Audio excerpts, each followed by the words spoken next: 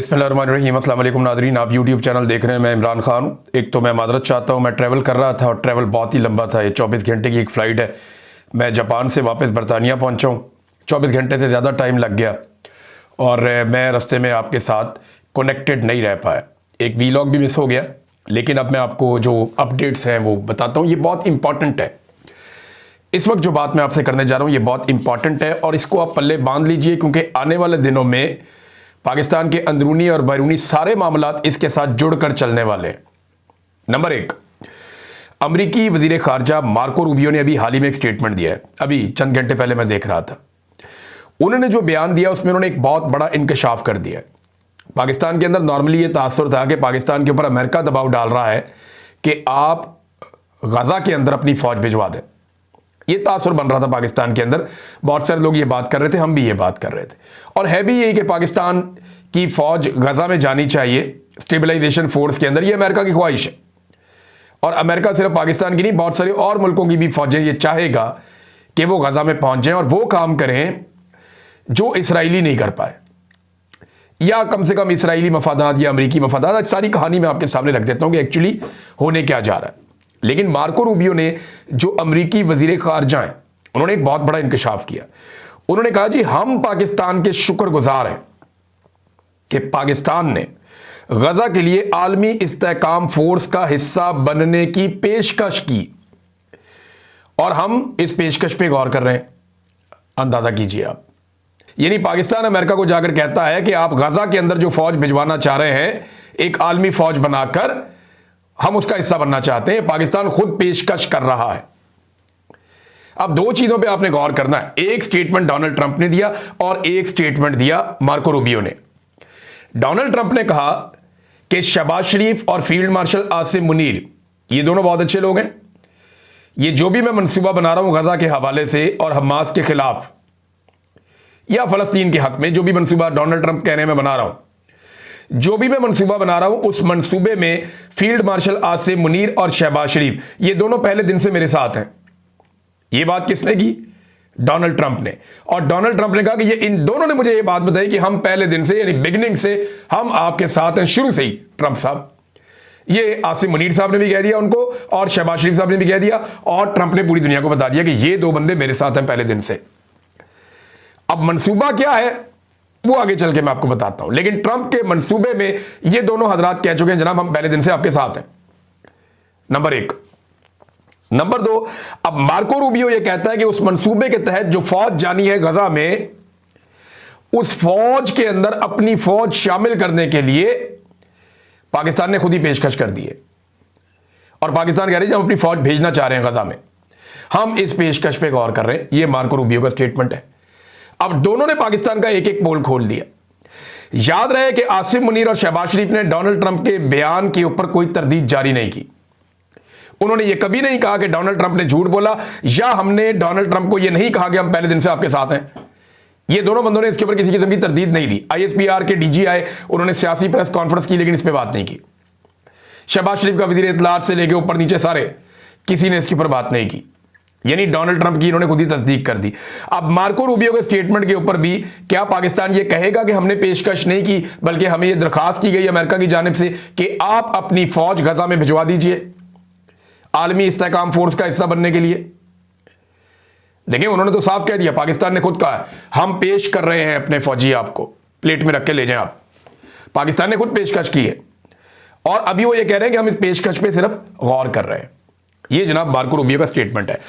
अब ये पेशकश है क्या और ये होना क्या है, जरा थोड़ा सा मैं आपके सामने डाटा रखता हूं। नंबर एक तो आप ये ध्यान में रखें कि डोनाल्ड ट्रंप ने व्हाइट हाउस के जरिए से 5 नवंबर 2025 को अपना एक मंसूबा पेश किया था कि जनाब एक्चुअली करना क्या है गजा में।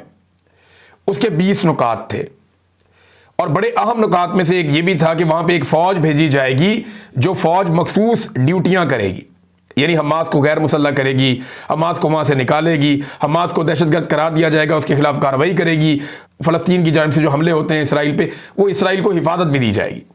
इसराइली सरहदों के तहफ़्फ़ुज़ की जिम्मेदारी भी गजा स्टेबलाइजेशन फोर्स की होगी।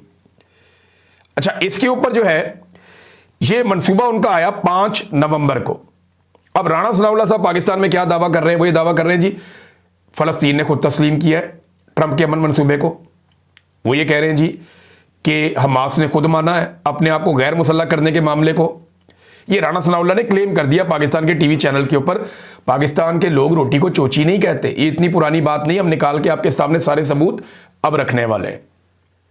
राणा सनाउल्लाह का ये दावा है पाकिस्तानी हुकूमत का कि हमास ने खुद कहा कि हम अपने आप को गैर मुसल्लह कर लेंगे, उन्होंने तस्लीम कर दिया इस बात को, और फलस्तीनी खुद डोनाल्ड ट्रंप के मंसूबे पर मुत्तफिक हो गए। अब मैं आपको बताता हूं इसके ऊपर जो करारदाद पेश की गई ना अक़वाम मुत्तहिदा में, वो 17 नवंबर को की गई थी, लेकिन उससे पहले 14 नवंबर को हमास ने जवाब दे दिया था, और हमास का जवाब बड़ा मुंह तोड़ था और साफ जवाब था। यानी अमेरिकन ने जो मंसूबा पेश किया 5 नवंबर को, उस मंसूबे में बहुत सारी चीजें शामिल थी, लेकिन हमास ने उस मंसूबे को एज इट इज कबूल नहीं किया। और आज फलस्तीन में या गाजा में हुकूमत किसकी है? हमास की है।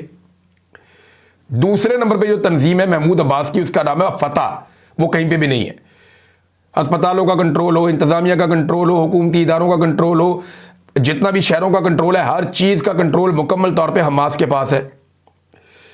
और जो एक सर्वे हुआ इसी साल अक्टूबर 2025 में, एक सर्वे हुआ बड़ा वसी, और उसकी रिपोर्ट के मुताबिक हमास की मकबूलियत इस वक्त फलस्तीन में सबसे ज्यादा है, और नंबर 1 पे हमास है, नंबर 2 पे फतह है, और हालिया सर्वे के मुताबिक हमास की मकबूलियत फतह से दुगनी है। यानी 2/3 जो फलस्तीन है वो फतह के मुकाबले में हमास के साथ खड़ा है, और हुकूमत भी हमास की है। तो लाजमी बात है जो हमास कहेगा वही फलस्तीन कह रहा होगा ना। अब आप कागजों के अंदर लिख देंगे जनाब महमूद अब्बास साहब जो है वो मालिक है, तो वो मालिक तो नहीं बन जाएंगे। मालिक तो वही होगा जिसके बाद इक्तदार होगा, जिसके बाद अवामी सपोर्ट होगी। तो अवामी सपोर्ट जो है वो हमास के पास है। ये अक्टूबर 2025 की रिपोर्ट है उसके मुताबिक, यानी आज से 2 महीने पहले तक। और ये जंगबंदी के बाद की बातें मैं आपको बता रहा हूं। इतनी लड़ाई और इतने नुकसान के बाद भी फलस्तीनी हमास के साथ ज्यादा बड़ी तादाद में खड़े हैं। हमास ने जिन बातों पे इत्तफाक किया था डोनाल्ड ट्रंप के मंसूबे में, उसमें 2 चीजें थी। नंबर 1 यरगमालियों की रिहाई की जाए, नंबर 2 जंगबंदी की जाए। ये 2 चीजों के ऊपर उन्होंने कहा जी फौरी जंगबंदी कर दें मुस्तकिल तौर पे, और यरगमालियों को छोड़ा जाए। आप हमारे कैदी छोड़े, हम आपके कैदी छोड़ते हैं। ये चीजें हमास ने मान ली थी। जिन चीजों को हमास ने नहीं माना था वो कौन सी थी? जिस पे राणा सनाउल्लाह साहब कह रहे हैं ना कि वो कह रहे हथियार भी दे देंगे, वो कह रहे हुकूमत भी खत्म कर देंगे, वो कह रहे जी चीजें हम मानेंगे और इसके लिए हम अपनी फौज वहां भिजवाना चाहते हैं, राणा सनाउल्लाह साहब कह रहे हैं, या इसहाक डार साहब आज कह रहे हैं। अब ये लोग हुकूमत इस तरफ चल पड़ी है ना। तो मैं याद दिलाता हूं कि 14 तारीख को यानी 5 नवंबर को ट्रंप का मंसूबा आता है, 14 नवंबर को हमास का जवाब आता है। हमास ने कहा कि हथियार डालने की शर्त हम नहीं मानते। नंबर 2 उन्होंने कहा जी इख्तियार छोड़ने की शर्त भी हम नहीं मानते। नंबर 3 गजा की गवर्नेंस से मुकम्मल तौर पर बाहर होने की शर्त भी हम नहीं मानते। उन्होंने कहा जी हथियार डालने का मामला फलस्तीन की रियासत कायम होने और सियासी हल के बगैर नहीं हो सकता। जब तक कि कोई सियासी हल नहीं निकलता, जब तक कि फलस्तीन की रियासत कायम नहीं होती, तब तक हम हथियार कैसे फेंक सकते हैं, यह हमास का कहना है। लेकिन इसके बावजूद 17 तारीख को अक़वाम मुत्तहिदा में एक करारदाद आती है, 17 नवंबर को, यानी 5 को ट्रंप मंसूबा लाता है, 14 को हमास उसकी मुखालफत करती है, थोड़े से हिस्से की हमायत, बाकी हिस्से की मुखालफत, और 17 तारीख को पाकिस्तान वोट डाल देता है इसी करारदाद के हक में अक़वाम मुत्तहिदा में।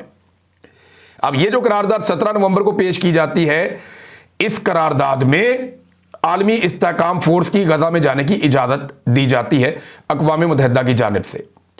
13 वोटों से यह करारदाद पास हो जाती है जो अमेरिका पेश करता है, जबकि रूस और चीन इसके अंदर वोटिंग ही नहीं करता, जबकि हमास और फलस्तीनी अवाम ने इसकी मुखालफत की थी। ये कह रहे हैं जी हमायत की नहीं, हमास और फलस्तीनी अवाम ने इसकी मुखालफत की थी, इसकी हमायत नहीं की थी। अब ये स्टेबलाइजेशन फोर्स जाकर करेगी क्या गजा में, जरा ये आप देख लीजिए। सबसे पहले आपको देखना चाहिए, नंबर 1 इनकी ड्यूटी यह है कि गजा में अमन कायम करना। नंबर 2 हमास को गैर मुसल्लह करना। नंबर 3 गजा से इसराइल को कोई खतरा ना हो इसे यकीनी बनाना। नंबर 4 नई इंतजामिया को तहफ़्फ़ुज़ फराहम करेगी ये फोर्स। नंबर 5, जो तामीर नौ करने के लिए लोग आएंगे उनकी हिफाजत करेगी ये फोर्स। नंबर 6, इसराइली सरहदों की हिफाजत भी जिम्मेदारी ये फोर्स उठाएगी। नंबर 7, लंबी लड़ाई लड़ने वाली इसराइली फौज जो है अब उसका आराम करने का वक्त हो गया है, लिहाजा ये फोर्स वहां पे जिम्मेदारी निभाएगी, उसको आराम का मौका मिलेगा। नंबर 8, जो इसराइल की कबूलियत है आलमी सतह पे उसमें इजाफा हो जाएगा कि देखें ना, मुसलमान मुल्कों की फोर्स आई हुई है, उसने मामला संभाल लिया है, तो जो इसराइल के ऊपर बड़े बड़े एलिगेशन, बड़ी खौफनाक चीजें, अगर देखें ना वहां लड़ाई मुसलमान फौजियों की हो जाती है हमास के साथ, तो फिर वो लड़ेंगे ना, इसराइल तो नहीं लड़ेगा।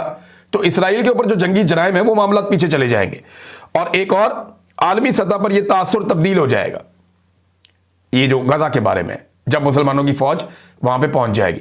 तो ये तो वो काम है जो इस फोर्स ने वहां पे जाके करने हैं। लेकिन क्या ये हमास को गैर मुसल्लह कर पाएंगे? पाकिस्तान की 7 लाख फौज है, पाकिस्तान में चंद हजार दहशतगर्द हैं, 3000 होंगे मैक्सिमम, इससे ज्यादा तो नहीं हो सकते। हम आज तक उनको गैर मुसल्लह नहीं कर सके। हर चौथे दिन वो कहीं ना कहीं नुकसान पहुंचा देते हैं, कोई ना कोई धमाका कर देते हैं। हालांकि पाकिस्तान में दहशतगर्दों को अवामी सपोर्ट और हमायत हासिल नहीं है, फिर भी वो काबू नहीं आ रहे। 7 लाख की फौज लगी हुई है। अब गजा के अंदर जो है वो हमास को बड़ी सपोर्ट है, वहां की पब्लिक की बड़ी तगड़ी सपोर्ट है। अक्टूबर का सर्वे यह बताता है कि हमास सबसे मकबूल जमात है वहां पे गजा में फलस्तीनियों की। अब उन्हें पब्लिक की इतनी ज्यादा सपोर्ट है, आप उनकी जबान भी बोलना नहीं चाहते, आप वहां पे चंद हजार फौजी भेजकर आपको लगता है कि इतनी बड़ी तादाद में जो हमास है आप उसको गैर मुसल्लह कर देंगे और वो प्लेट में रख के लाके हथियार आपको दे देंगे? ये नहीं होगा। ये एक बहुत बड़ा जुआ है, जो फौज भी जाएगी उसको ये जुआ खेलना पड़ेगा। अब नाजरीन, धोखे में रहने की बिल्कुल आपको जरूरत नहीं है। जो मंजन आपको बेचा जाएगा मैं पहले आपको बता देता हूं। नंबर 1, ये फौज बैनुल अक़वामी तौर पे पैसा हासिल करेगी जो वहां पे जाएगी, यानी पाकिस्तान अगर अपने फौजी भेजेगा तो मुफ्त में नहीं भेजेगा, पाकिस्तान को इसके बदले में पैसा मिलेगा और फी फौजी के हिसाब से आपको टका के पैसा मिलेगा। जितनी फौज आप भेजेंगे, जितनी खिदमात आप अंजाम देंगे,